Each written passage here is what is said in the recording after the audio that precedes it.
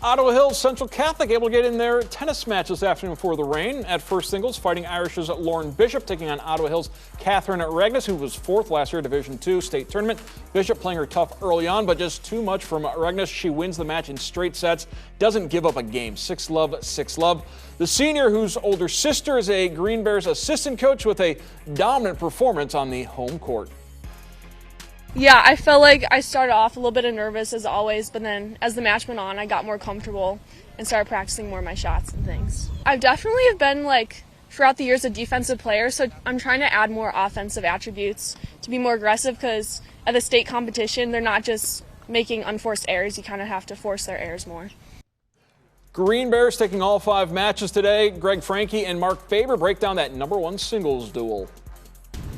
Katherine Rhegness from Ottawa Hills, a player that as a junior made it to the state semifinals in Division II, and she certainly was in good form here today against Lauren Bishop of Central Catholic, a player without a great deal of experience but a lot of potential. We saw play very well against Mara Boyd, a fine player from Anthony Wayne.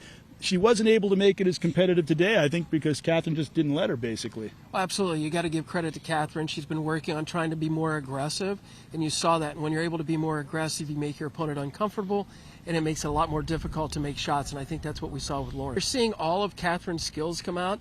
When a player is developing, you want to see defensive skills, offensive skills, neutralizing skills, and we saw that with Katherine. And when you're playing a player that's more complete, like we did today, then it makes it very difficult to compete against them. So Katherine's doing a great job. The good news for Katherine is she made it all the way to the state semis and still has another year. The bad news is the player that beat her last year and the player that lost in the finals are both freshmen. How do you overcome that and try to get in that winner's circle this year? Well, you do exactly what she's doing.